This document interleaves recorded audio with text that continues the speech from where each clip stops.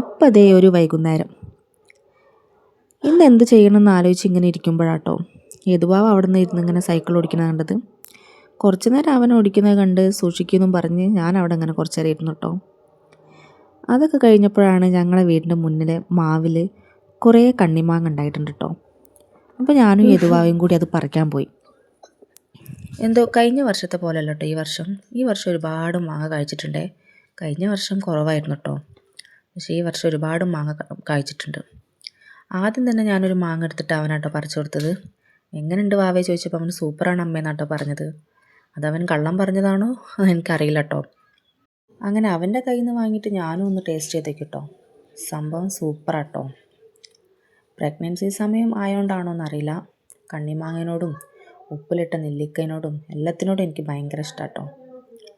പൊതുവേ എനിക്ക് ഉപ്പിലിട്ട സാധനങ്ങളൊക്കെ ഭയങ്കര ഇഷ്ടമാട്ടോ. ഞാൻ എവിടെ കണ്ടാലും വാങ്ങി കഴിക്കാറുണ്ട്.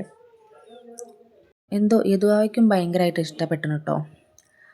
അവന് താഴെ കിടന്ന കണ്ണിമാങ്ങകളൊക്കെ പറിച്ചിട്ട് അമ്മയത് കുഞ്ഞുവാവയ്ക്ക് കൊടുക്കുന്ന കേട്ടോ എന്നോട് പറഞ്ഞത്. അതൊക്കെ കഴിഞ്ഞ് അമ്മ എനിക്ക് ചായ വേണമെന്ന് പറഞ്ഞപ്പോൾ ഞാൻ നേരെ പോയത് ചായ ഇടാൻ കേട്ടോ. ചായ മാത്രം കഴിച്ചാൽ പോരല്ലോ, എന്തെങ്കിലും കടിയും വേണ്ടതെന്ന് വിചാരിച്ചപ്പോഴാണ് അവിലിരിക്കണ കണ്ടത് കേട്ടോ.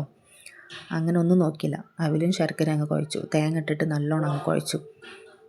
എന്തോ യദുവാവയ്ക്ക് എനിക്ക് ഭയങ്കര ഇഷ്ടമാട്ടോ അവിൽ കുഴച്ചത്.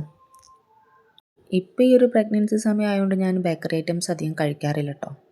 വീട്ടിലുള്ള വിഭവങ്ങൾ തന്നെ കേട്ടോ കഴിക്കാറ്. വൈകുന്നേരം സമയത്ത് കപ്പ പുഴുങ്ങിയതും ചായയും ഇങ്ങനെ അവിലും അതൊക്കെ കേട്ടോ ഞാൻ കഴിക്കാറ്. അതൊക്കെയാണ് ആരോഗ്യത്തിന് നല്ലതെന്ന് തോന്നി, അതുകൊണ്ട് ഞാനിപ്പോൾ അതൊക്കെ കേട്ടോ കഴിക്കാറ്. യദുവാവയ്ക്കും ഭയങ്കര ഇഷ്ടമാട്ടോ അവിൽ കുഴച്ചത്. അങ്ങനെ ഞാൻ ശർക്കരയൊക്കെ കുത്തി നുറുക്കി ആദ്യം കുറേ കത്തി കൊണ്ട് ശർക്കര ചുരണ്ടി എടുക്കാൻ നോക്കിട്ടോ, പക്ഷെ കഴിയുന്നില്ല. പിന്നെ ഞാനത് കുത്തിയിട്ട് കുഴച്ചിക്കാട്ടോ.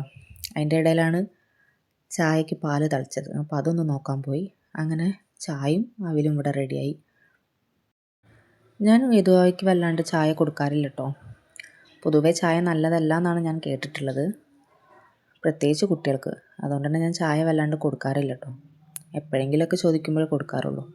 അങ്ങനെ അതേ ചായ തളിച്ചു, ചായയിൽ പൊടിയിട്ടു, ചായയും അവിലും റെഡിയായി. പിന്നെന്തോ ഇന്ന് എനിക്കും വല്ലാത്തൊരു പൂതിട്ടോ ചായ കുടിക്കണമെന്ന്. അങ്ങനെ അതേ ഞാനും യദുവാവയും കൂടി കൊച്ചു ടി വിയും കണ്ട് ചായ കുടിക്കാം കേട്ടോ. എപ്പോൾ വീഡിയോ എടുക്കുകയാണെന്നുണ്ടെങ്കിൽ യദുവാവയ്ക്ക് എന്തെങ്കിലും കോപ്രായം കാട്ടാണ്ടാവും കേട്ടോ. ഇന്നും വീഡിയോ എടുക്കുന്ന സമയത്ത് അവൻ എന്തൊക്കെയോ കാട്ടുന്നുണ്ട് കേട്ടോ. അതൊക്കെ കഴിഞ്ഞ് ഞങ്ങൾ രണ്ടാളും കൂടി ചായ കുടിച്ചു. അപ്പോൾ ഇന്നത്തെ വീഡിയോ എത്രയുള്ളൂ കേട്ടോ. പുതിയൊരു വീഡിയോ ആയിട്ട് ഞങ്ങൾ വീണ്ടും വരുന്നതായിരിക്കും.